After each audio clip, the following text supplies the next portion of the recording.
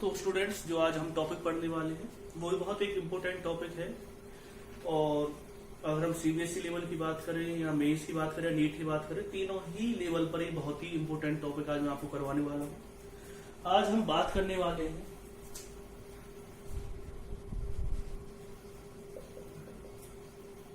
Reactions of ammonia derivative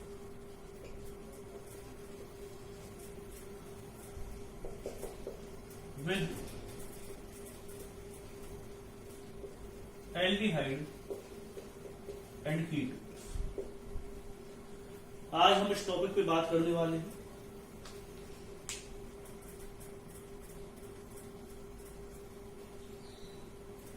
बहुत ही important topic है। और पहले हम बात कर लेते हैं कि अमोनिया डेरिवेटिव क्या होते हैं। तो जब बात आती है अमोनिया डेरिवेटिव, आप इतना तो जानते होंगे कि NH3 ग्रुप को क्या कहते हैं, अमोनिया ग्रुप कहते हैं। अगर यहां से हाइड्रोजन को हटा करके, इस हाइड्रोजन को हटा करके कोई और ग्रुप लगा दिया जाए, जैसे कि NH2 यानी कि हाइड्रोजन को रिप्लेस करके क्या लगा दिया गया है, NH2 ग्रुप लगा दिया गया, तो उसे क्या कहेंगे आप, अमोनिया डेरिवेटिव। अगर इसमें से हाइड्रोजन निकाला जाए और OH ग्रुप लगा दिया जाए, तो ये भी कौन सा डेरिवेटिव है, अमोनिया डेरिवेटिव। अगर आप इसमें से हाइड्रोजन निकालें अमोनिया में से और कोई ग्रुप लगा देते हैं किस तरह का,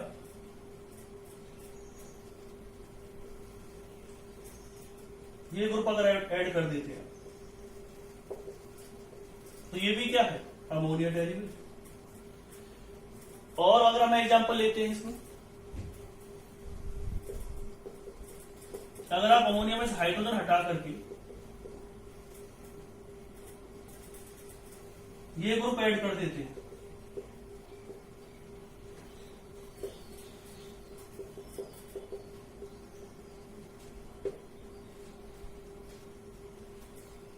इसे कहते हैं हम हाइड्राजीन। इसका नाम है हाइड्रोक्सिल अमाइन, इसका नाम है फिनाइल हाइड्राजीन,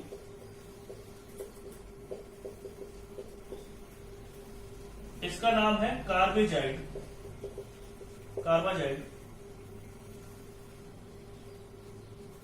और अगर आप कोई और भी ग्रुप लेते, जैसे कि आपने NH3 ग्रुप है, इसमें आपने हाइड्रोजन हटा दिया और R लगा दिया, एल्काइल ग्रुप ऐड कर दिया, तो RNH2,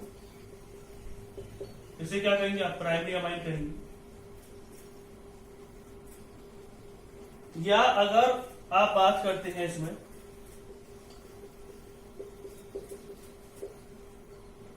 कोई ग्रुप लगा देते हैं इस तरह का,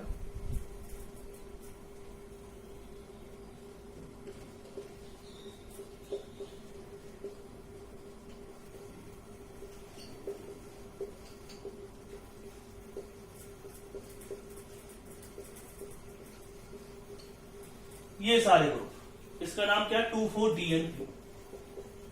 2,4-DNP कहते हैं हम इसे। 2,4-DNP मतलब होता है 2,4-डाइनाइट्रोफिनाइल हाइड्रोजीन। बहुत से डेरिवेटिव्स की हमें बात करनी है, खुद अमोनिया की भी बात होगी यहाँ पे कि अमोनिया किस तरह से रिएक्शन देता है एल्डिहाइड और कीटोन्स के साथ। फिलहाल आप इस चीज को नोट डाउन कर लीजिए और फिर हम आगे प्रोसीड करते हैं।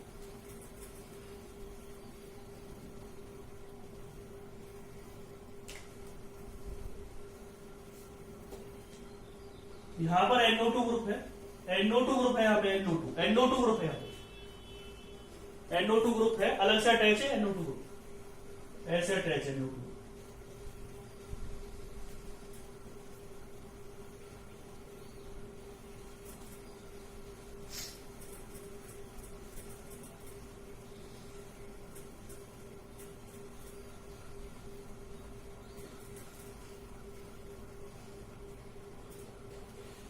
तो एक बार इनकी रिएक्शंस पे नजर डाल लेते हैं, किस तरह से रिएक्शंस होंगी।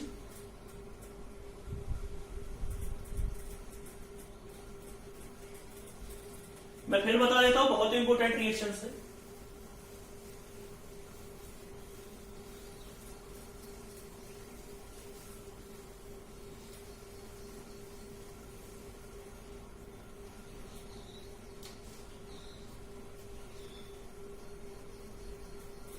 अगर हम इसकी रिएक्शंस की बात करते हैं तो जरा देख लेते हैं, नजर दौड़ा लेते हैं इनकी रिएक्शंस को। इसे R1 मान लीजिए और इसे मान लीजिए R2। यहां पे एक चीज लिख देता हूं, जो गहराई की बात है, गहराई की बात समझ लेना कि अगर R1 एल्काइल ग्रुप है और R2 क्या है, अगर हाइड्रोजन है, तो ये कंपाउंड जो आपने ले रखा है ये रहेगा एल्डिहाइड। गहराई की बात को ध्यान से समझ लेना। गहराई की बात में बताने वाला हूं कि अगर यहां पर R2 की जगह पे आपने हाइड्रोजन लिया है तो ये एल्डिहाइड ग्रुप है, और अगर आपने यहां पर क्या लिया है, R2 की जगह पे अगर आपने क्या लिया है, एल्काइल ग्रुप लिया है, तो ये कीटोन है।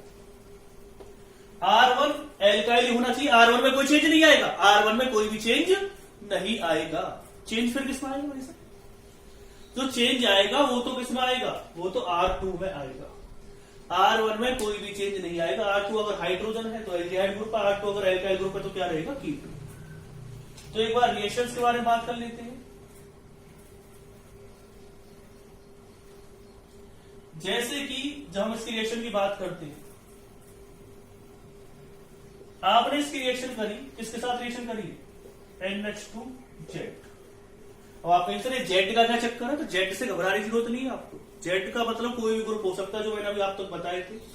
जेड हो सकता है हाइड्रोजन, जेड हो सकता है NH2 ग्रुप, जेड हो सकता है OH ग्रुप, जेड हो सकता है C double bond O NH NH2, Z हो सकता है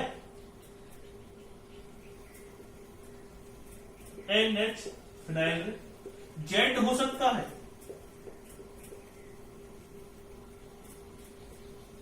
NO2 NO2 NH, जेड हो सकता है एल्काइल, कोई भी चीज हो सकती है जेड, तो जेड से घबराने की जरूरत नहीं। रिएक्शन कैसे होगी, बहुत ही सिंपल रिएक्शन। ट्रिक अगर आप देखेंगे, यहां पर पीएच जरूर मेंशन कर ले, पीएच आपको लेना 3 से 4.5। वाटर के साथ आपने रिएक्शन करवाई, क्या बाहर निकलेगा इसमें से, हाइड्रोजन और ऑक्सीजन। याद रखना, वाटर के साथ रिएक्शन नहीं करवाई, इसमें वाटर बाहर निकलता है, H2 और O बाहर निकलेगा, क्या बना देगा, R1 C double bond R2, और साथ में क्या आएगा, NZ, सॉरी। तो ये रिएक्शन है, it is a nucleophilic substitution reaction, nucleophilic substitution reaction, which following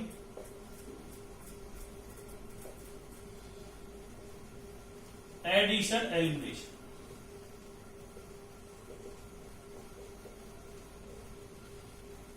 ये पॉइंट याद रख लेना, एक न्यूक्लियोफिलिक सब्स्टिट्यूशन रिएक्शन है जो एडिशन एलिमिनेशन रिएक्शन को फॉलो करती है। ये आपको मैंने चीजें बता दी है, जरा गौर फरमाएं इन पे। किस तरह से रिएक्शन होगी, पीएच को 3 से 4.5 लेते हैं, इसके बारे में हम डिस्कस करेंगे। सभी चीजें आपके सामने क्लियर हो जाएंगी, पहले से नोट डाउन कर लीजिए।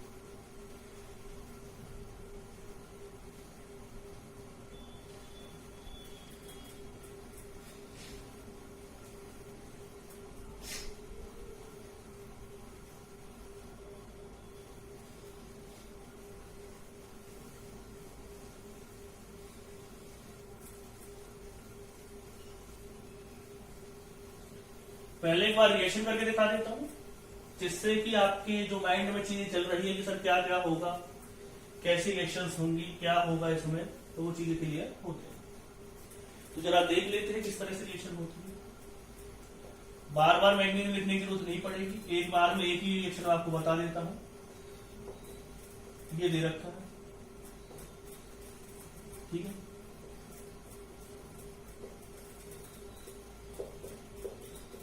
सबसे पहले पीएच 3 से 4.5 लेने की जरूरत क्यों पड़ी? क्या एसिड का होना हमारे लिए जरूरी था? क्या एसिड के बगैर इस रिएक्शन में कुछ नुकसान हो रहा था? वही चीज अब हमें क्लियर करना। एक्चुअली होता क्या, इसमें क्या दिया हुआ है, लॉन्ग किया। ये कैसा न्यूक्लियोफाइल होता, वीक न्यूक्लियोफाइल। आपको अगर याद ना हो तो मैं आपके माइंड के दरवाजे खोलते हुए चीजें बता देता हूं कि अगर किसी के ऊपर चार्ज होता है वो बेटर न्यूक्लियोफाइल होता है, और किसी के ऊपर अगर चार्ज नहीं है, न्यूट्रल है, तो वो इतना अच्छा न्यूक्लियोफाइल नहीं होता, ये वीक न्यूक्लियोफाइल। न्यूक्लियोफाइल की बात हो रही थी, रिएक्शन कैसी होती है, न्यूक्लियोफिलिक सब्स्टिट्यूशन रिएक्शन होती है। तो न्यूक्लियोफाइल अटैक करेगा जहां पर इलेक्ट्रॉन डेंसिटी क्या होगी, कम। अब भाई साहब ये वाली कार्बन हमें ऐसी दिखाई दे रही थी जहां पर इलेक्ट्रॉन डेंसिटी क्या थी, कम। हम भी खुश हुए जा रहे थे कि यहां पर इलेक्ट्रॉन डेंसिटी कम है, लेकिन ये वीक न्यूक्लियोफाइल ने इसके साथ रिएक्शन करने से मना कर दिया। क्या कह रहा है, ये कह रहा है कि भाई हमारे लिए कुछ ऐसी व्यवस्था की जाए कि इसकी इलेक्ट्रॉन डेंसिटी और कम हो जाए। तो फिर मेरे माइंड में एक चीज आई कि जब व्यवस्थाओं की बात हो रही है तो क्यों ना इसके साथ H पॉजिटिव को अटैच करवा दे। अब H पॉजिटिव की तो खासियत क्या भाई साहब की, H पॉजिटिव को तो इलेक्ट्रॉन लेने की फिराक में रहता है, तो इसने इलेक्ट्रॉन लिए, किससे इलेक्ट्रॉन लिए, ऑक्सीजन से। जब इसने ऑक्सीजन से इलेक्ट्रॉन लिए तो ऑक्सीजन पे कैसा चार्ज आ गया, पॉजिटिव। और फिर आपकी बत्ती जली दिमाग की। आपने कहा कि भाई जब इस ऑक्सीजन के ऊपर पॉजिटिव चार्ज है तो इसकी तो इलेक्ट्रोनेगेटिविटी बढ़ गई। मैंने भी ये बात आपकी मानी, तो मैंने क्या लिख दिया यहाँ पे, मोर माइनस आई इफेक्ट। अगर किसी इलेक्ट्रोनेगेटिव एटम के ऊपर नेगेटिव चार्ज आ जाए या नेगेटिव चार्ज आ जाए तो वो पॉजिटिव इफेक्ट शो करने लगता है, पॉजिटिव आई। लेकिन अगर किसी इलेक्ट्रोनेगेटिव एटम के ऊपर पॉजिटिव चार्ज आ जाए तो उसकी इलेक्ट्रोनेगेटिविटी बढ़ जाती है और वो अपने साथ वाले जो भी एटम है उससे ज्यादा इलेक्ट्रॉन लेने लगता है। तो यहां पर क्या जनरेट हो जाएगा, पार्शियली पॉजिटिव चार्ज। अब हमारा NH2 इसके साथ रिएक्शन करने के लिए तैयार है। खुश हुआ वो देख करके भाई अब आराम से रिएक्शन हो, इसने इस पर अटैक करा और ये चला जाएगा। तो सामने आया ये कुछ इस तरह से R1 R2, यहां पर क्या आ जाएगा OH N, यहां पर क्या आएगा H H, और इस पर कैसा चार्ज आ गया, पॉजिटिव। तो हमें ज्यादा दिक्कतें तो हुई, और दिक्कतें होती हुई तो क्या कर लेते हैं, रिएक्शन को इजी कर लेते। हाइड्रोजन क्या करेगा, इस नाइट्रोजन को इलेक्ट्रॉन देगा। और भाई साहब निकला क्या बाहर, हाइड्रोजन। क्या लिखा जाएगा यहां पे, R1 R2 OH N R H। अब ये जो H पॉजिटिव निकला है ये चैन से थोड़ी बैठेगा,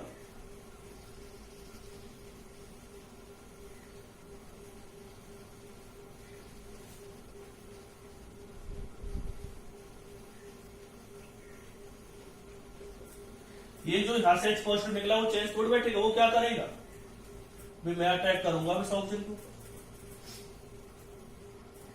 जब ऑक्सीजन के ऊपर अटैक होगा तो क्या बनेगा, R1 R2 O H H positive charge, यहां पे क्या आ जाएगा NH2। ये भाई साहब बाहर, यहां तक आपने लिख लिया, जल्दी से लिख लीजिए इसे, फिर आगे थोड़ा सा प्रॉफिट करते हैं।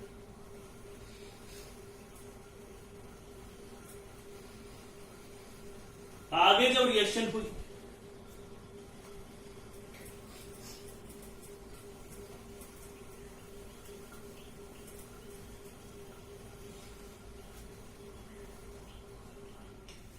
क्या बाहर निकलेगा इसमें से, बहुत क्या बन जाएगा, R1 CR2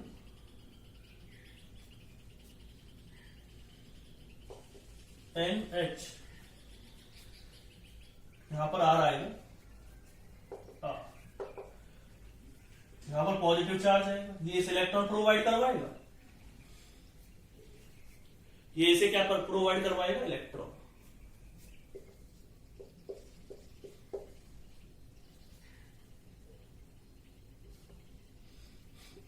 यहां पे क्या आएगा, N पॉजिटिव R, ये क्या रहेगा, हाइड्रोजन, या इसे इलेक्ट्रॉन दे देगा। तो प्रोडक्ट बनेगा R1 C double bond R2 NR। तो जरा इस रिएक्शन को गौर फरमाया,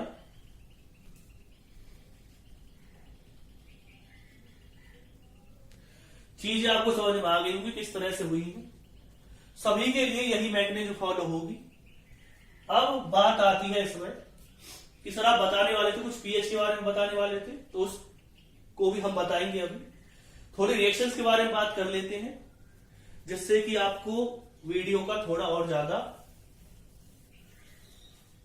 चीजें समझ में आई और आपको लगे कि हाँ भी वीडियो ने हमारी बहुत सी चीजें कवर कर ली।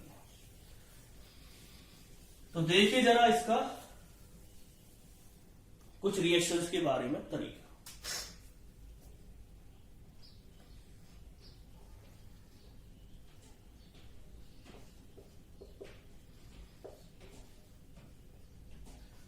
R2 बराबर H के है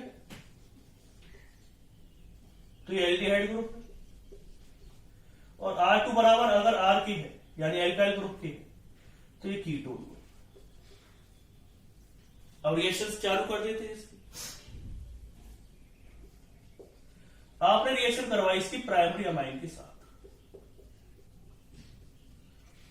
क्या बना देगा R1 R2 double bond N R, इसे कहते हैं हम एमाइन। और दूसरा नाम क्या होता है इसका, सिचिप्स बेस। क्वेश्चन दे रखा है, एनसीईआरटी का पहला क्वेश्चन है एल्डिहाइड कीटोन चैप्टर में, और पूछ रहा है वो आपसे कि भाई इसमें ये बता दो कि जो सिचिप बेस है वो होता क्या है। तो आप याद रखेंगे, if aldehyde and ketone will react with primary amine they will form Schiff's base. या सिचिप्स बेस क्या होता है, जो इमाइन ग्रुप होता है, जैसे एल्डिहाइड और कीटोन किसके साथ रिएक्ट करके बनाते हैं, जिसे वो प्राइमरी अमाइन के साथ रिएक्ट करके बनाते हैं, उसे क्या कहते हैं हम, सिचिप्स बेस कहते हैं। हर एक पॉइंट पर क्वेश्चन क्लियर होते चले जाएंगे। NH2OH, पीएच का ज्यादा ध्यान रखें, पीएच जरूर लिखें 3 से 4.5। पीएच कितना आएगा 3 से 4.5। क्या बनेगा इसमें R1NOH। ट्रिक आपको पता ही है, ज्यादा कुछ सोचने की जरूरत नहीं, वाटर को बाहर निकालो भाई, वाटर को, इसका O और इसका H2, इसका O और इसका H2, इसका O और इसका H2, क्या बन गया, इसका नाम होता है ऑक्साइड। यानी कि हाइड्रोक्सिल अमाइन अगर एल्डिहाइड या कीटोन में से किसी के साथ रिएक्शन करता है तो ज्यादा सोचने की जरूरत नहीं है, वो ऑक्साइड बनाएगा। अगर कीटोन है, इफ कीटोन, तो बनाएगा वो कीटो ऑक्साइड। अगर है एल्डिहाइड तो ये बनाएगा एल्डो एल्जाइड, एल्डो ऑक्साइड। ठीक है। और कीटोन के केस में हो सकता है एल्डिहाइड केस में भी हो, लेकिन कीटोन के केस में ये ज्योमेट्रिकल आइसोमर जरूर बनाता है, ऑल्सो फॉर्म्स ज्योमेट्रिकल आइसोमर्स। यानी कि अगर आप इसकी रिएक्शन कीटोन के साथ कर रहे थे, तो एल्डिहाइड में कुछ एक्सेप्शनल हो सकते हैं, इसलिए मैं नाम नहीं ले रहा, लेकिन अगर हम कीटोन की बात करते हैं तो कीटोन के केस में तो ये ज्योमेट्रिकल आइसोमर बनाने के बहुत ज्यादा चांस होते हैं। इसके ज्योमेट्रिकल आइसोमर बनाता है 99% चांस में होते हैं, तो ज्योमेट्रिकल आइसोमर बनाएगा। तो अगर आपको लग रहा है कि आपने हाइड्रोक्सिल अमाइन के साथ रिएक्शन करी किसी कीटोन की, और आपसे कहा जाए 2 प्रोडक्ट बन रहे हैं, जबकि आपके साथ प्रोडक्ट तो एक ही बन रहा है, तो हो सकता है कि उसमें एक जो 2 प्रोडक्ट बन रहे हैं वो 2 ज्योमेट्रिकल आइसोमर।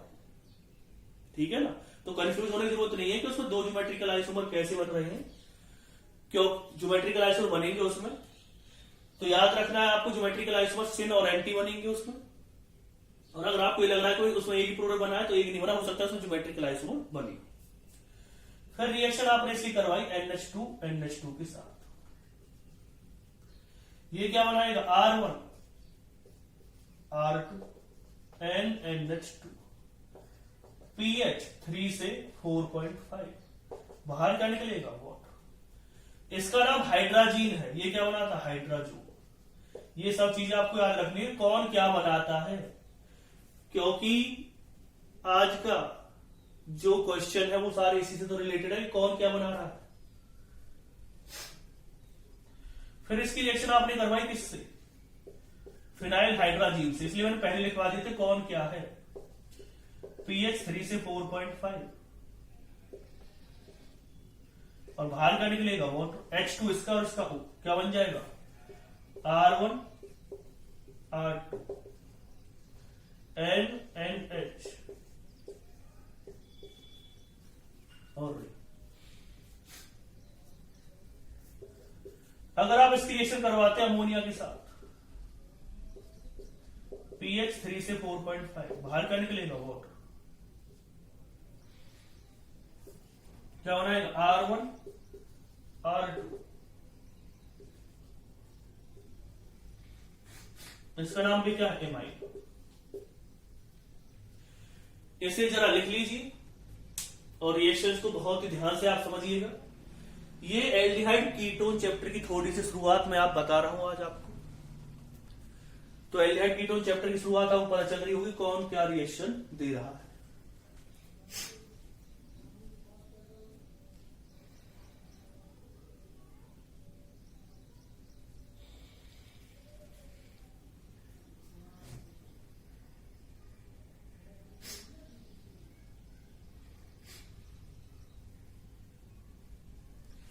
इसका नाम रह गया, इसका नाम रहेगा फिनाइल हाइड्राजोल।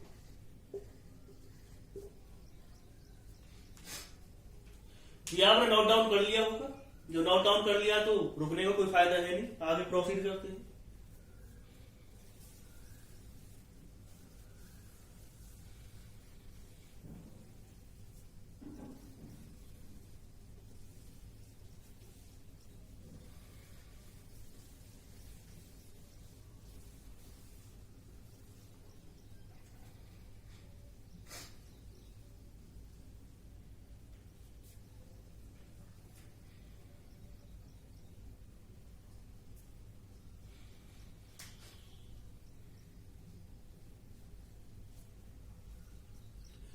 देखिए अगर आप रिएक्शन करवाते हैं इसकी,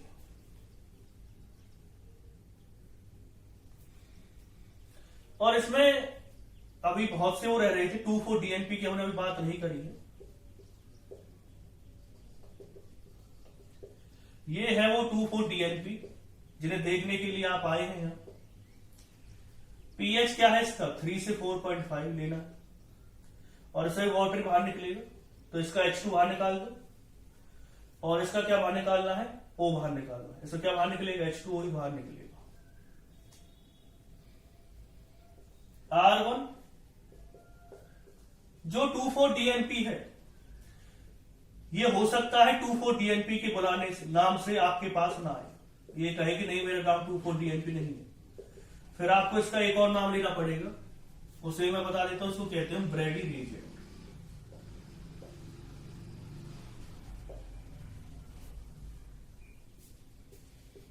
It is used for detection of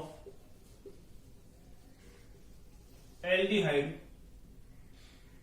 and ketone, कि कोई कंपाउंड में एल्डिहाइड या कीटोन है, ये पता लगाने के लिए हम ब्रेडी रिएजेंट का यूज करते हैं, जिसे का एक और नाम 2,4-DNP भी है, ब्रेडी रिएजेंट है 2,4-DNP। इसमें रेड, ऑरेंज, येलो कलर मिल सकता है। होता है ऐसा कि पहले येलो कलर मिल सकता है, फिर ऑरेंज में चेंज हो जाता है, फिर रेड में चेंज हो जाता है। तो इस ब्रेडी रिएजेंट का यूज किया जाता है डिटेक्शन ऑफ एल्डिहाइड और कीटोन। बहुत सी चीजें, बहुत से पॉइंट आपको मैं क्लियर करवाता जा रहा हूं, आपकी बहुत सी आशंकाएं मैं दूर करता जा रहा हूं साथ ही साथ।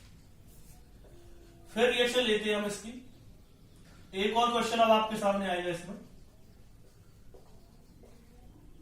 pH कितना लेना है 3 से 4.5, और बाहर का निकलेगा वाटर। इसका नाम आपको सेमी कार्बेजाइड मैंने आपको पहले बता दिया था। यहां पर एक कंफ्यूजन आपके साथ हो सकती है, आप कहेंगे सर देखो हर बार आपने जो अमाइन ग्रुप थी उसकी हाइड्रोजन बाहर निकाली थी। मैं कहूंगा बिल्कुल।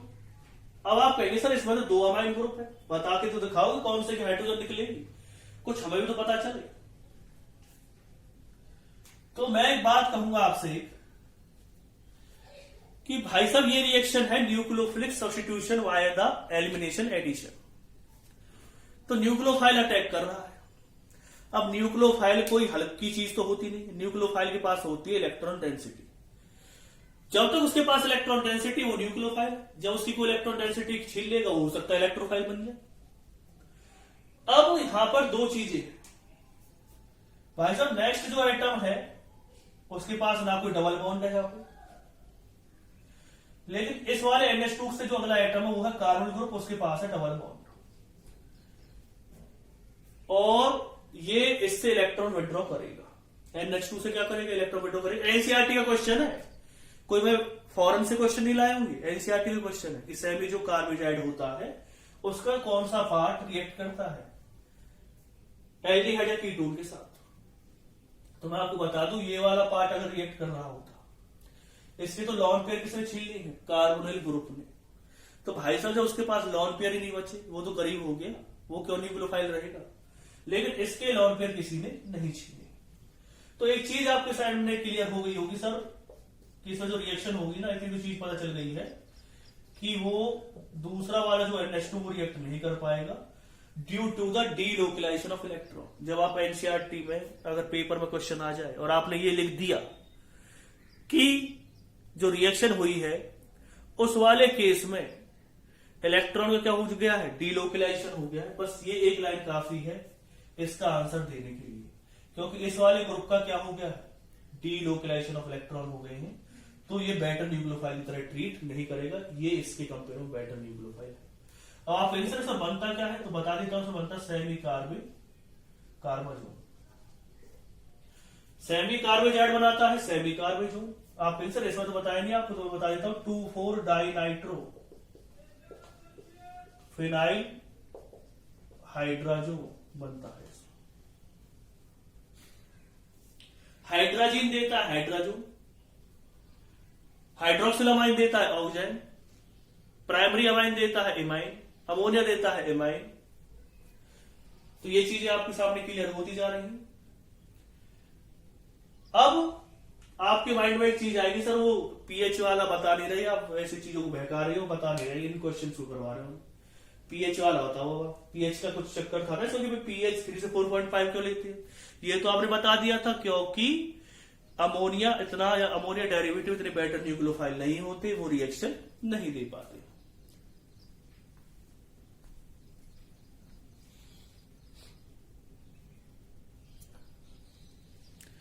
लेकिन आपने हमें ये तो बताया नहीं कि जो पीएचओ 3 से 4.5 क्यों चाहिए? क्या पीएचओ को जंग लगा पड़ा है कि उससे आगे नहीं बढ़ सकता, उससे नीचे नहीं जा सकता?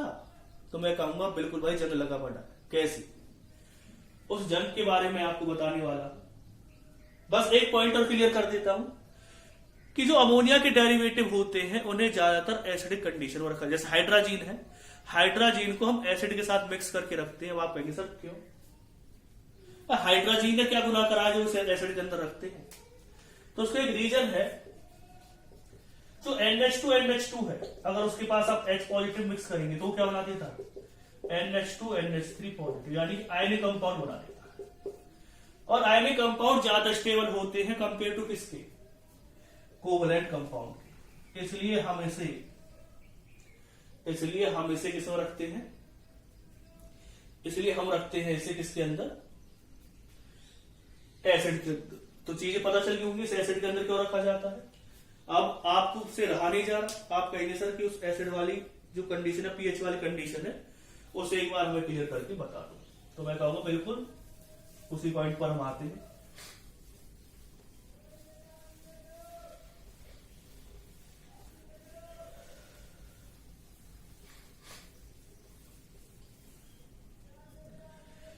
तो देखिए जरा इसका जलवा, जब आप इसकी रिएक्शन करवा रहे थे, 2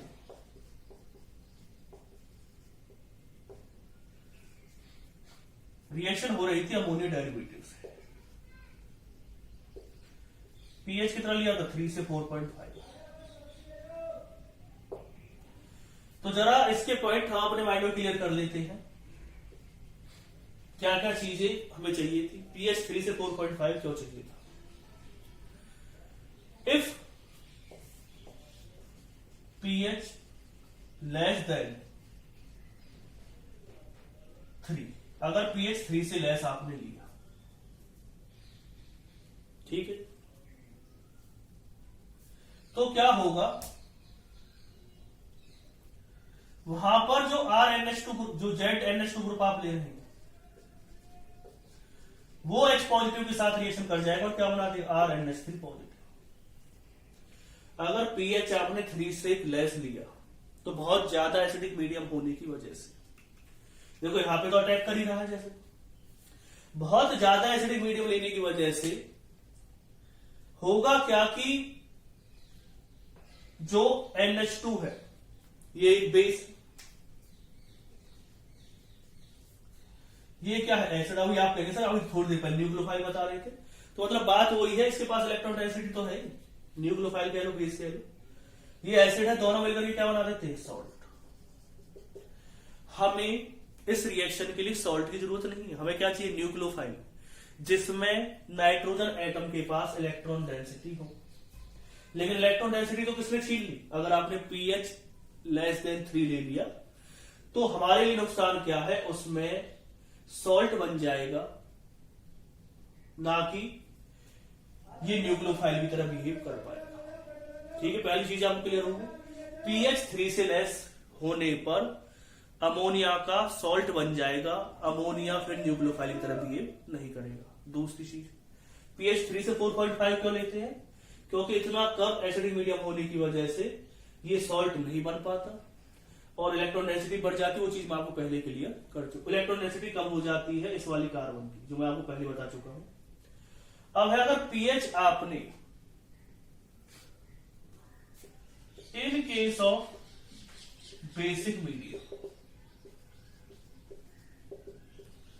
अगर आपने बेसिक मीडियम लिया तो बेस का मतलब क्या होता है? OH negative. बेस का दूसरा मतलब है OH negative. OH negative is a better nucleophile